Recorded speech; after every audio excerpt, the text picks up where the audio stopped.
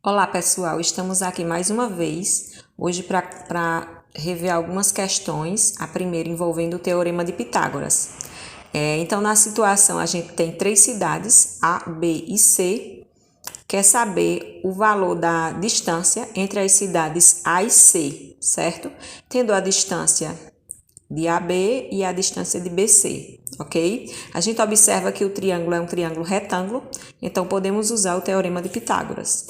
O que é que nós dizemos, então? Usando o Teorema de Pitágoras, em que se diz que a hipotenusa ao quadrado é igual à soma dos quadrados dos dois catetos, a gente observa no triângulo, o maior lado do triângulo retângulo é sempre a hipotenusa.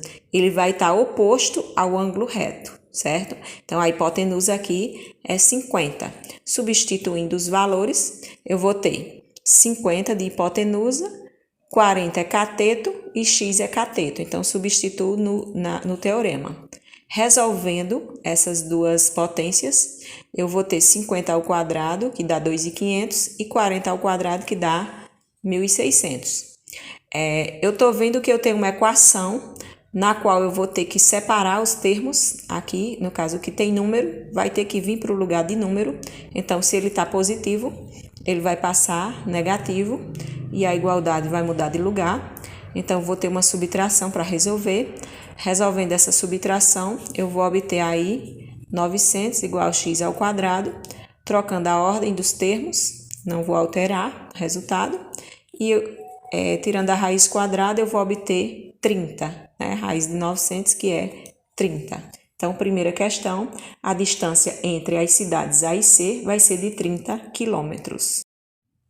Na nossa questão 2, é uma questão envolvendo função, em que se pergunta qual a raiz ou zero da função. Então, a minha função é essa. O que é que significa zerar a função? É tornar ela igual a zero. Então, minha função f de x deve ser igual a zero. Substituindo, eu teria, então, 3x menos 12 tem que dar igual a zero. Resolvendo minha equação, que no caso eu vou ter uma equação de primeiro grau, eu vou isolar o termo independente, que é o menos 12. Quando eu mudo de lado, ele fica positivo. Novamente, eu separo meu termo independente, meu termo aqui, esse 3, né, que é uma multiplicação, 3 vezes x, ele vai passar dividindo. E o mesmo processo eu vou fazer na letra B. Veja, ele quer o zero da função. Então, primeiramente, eu vou tornar a função igual a zero. Substituindo, eu vou ter menos 2x mais 7, que deve ser igual a zero. Separando os termos independentes, que tem um com variável e outro sem variável. Então, esse termo que está solto, ele vem para o outro lado, passa negativo. Veja, quem está multiplicando aqui é o 2, negativo, então o 2 que está multiplicando vai passar dividindo com o mesmo sinal. Veja, eu vou ter dois sinais de menos, certo? Eu posso fazer a divisão, faz o jogo do sinal menos por menos, que vai dar mais, e eu vou estar dividindo 7 por 2, que dá 3,5. Então, o valor da função, para zerar a função, é x igual a 3,5. Na nossa questão 3, também envolvendo função, ele quer saber qual das funções dadas entre as alternativas representa o gráfico que foi mostrado, certo? Então, primeiramente, o que é que eu vou fazer? Eu vou analisar as características desse meu gráfico, certo? Então, as características, a minha função vai estar escrita nesse formato, f de x igual a x mais b. Então, eu vou analisar, meu gráfico ele é decrescente. Se ele é decrescente, então meu A aqui, que acompanha o x, tem que ser negativo, tem que ser menor que zero, ok? Então, A negativo. E outra característica é analisar onde é que esse ponto corta o eixo y. Ele corta o eixo y no número 4. Então, o B é quem corta o eixo y, que no caso aqui está representado por f de x. Então, quer dizer que o B vale 4.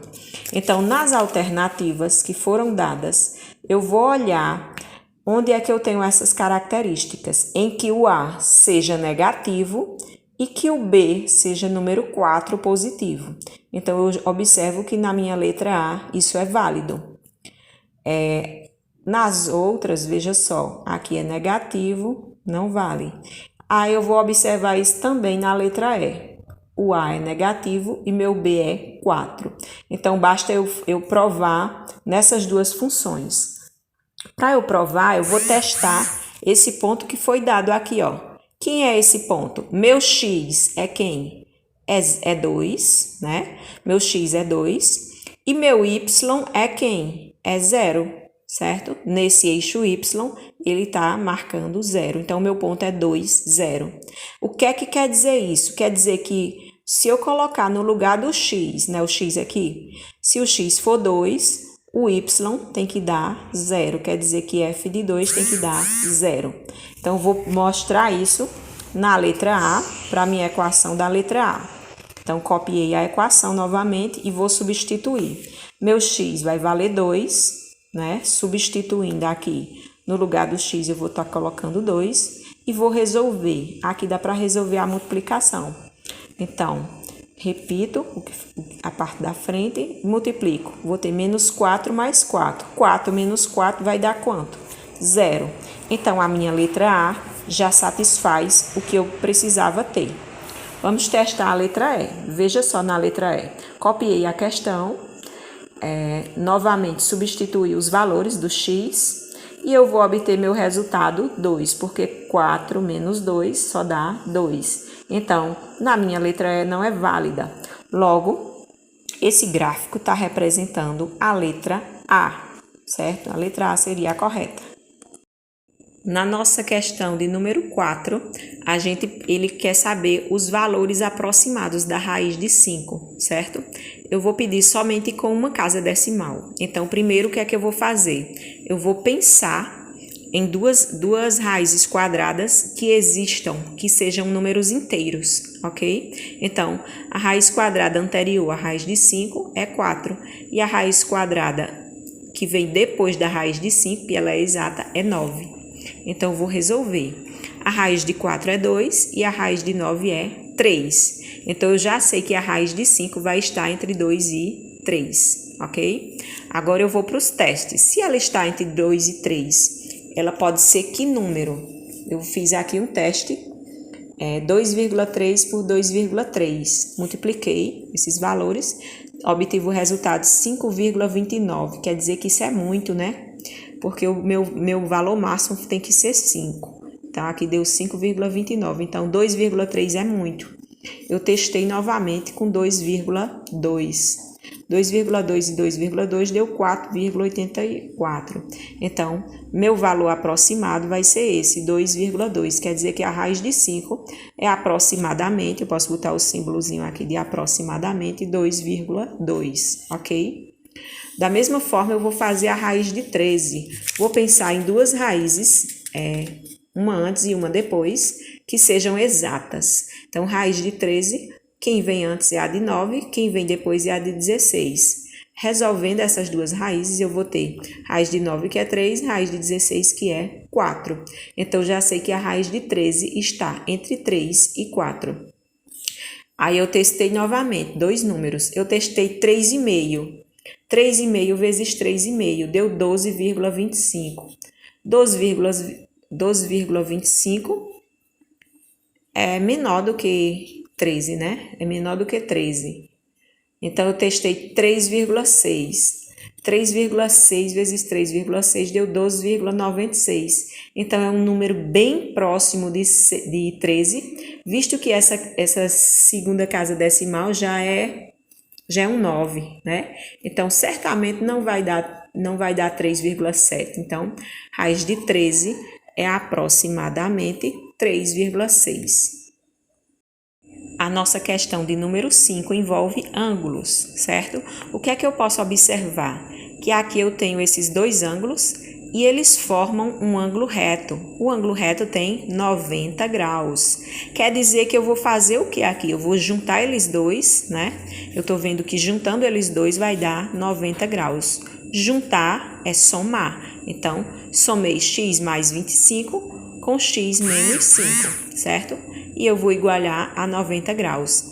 Vou ter uma equação de primeiro grau, então vou somar aqui os termos semelhantes. x mais x, que dá 2x, e 25 menos 5, que dá 20.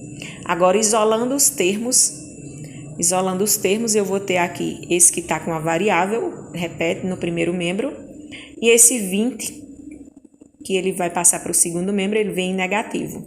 Resolvendo essa subtração, eu vou ter que 2x é 70, quer dizer que x vai ser 70 dividido por 2, que vai dar 35 graus, certo?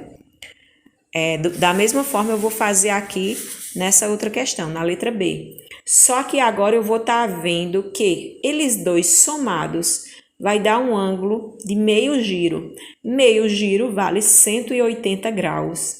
Quer dizer que esses dois ângulos somados valem 180 graus. Então, foi o que eu fiz. Eu vou somar. Juntar é somar. Então, 3x mais 60 mais x vale 180. Resolvendo os termos semelhantes, eu vou ter que 4x, 3x mais 1x dá 4x, mais 60 igual a 180. 60 muda de lado, porque ele é em grau. Eu vou subtrair aqui esse segundo membro. E eu vou ter que 4x é igual a 120. Quer dizer que eu vou dividir 120 para 4. E eu obtenho o valor do x, que é 30 graus.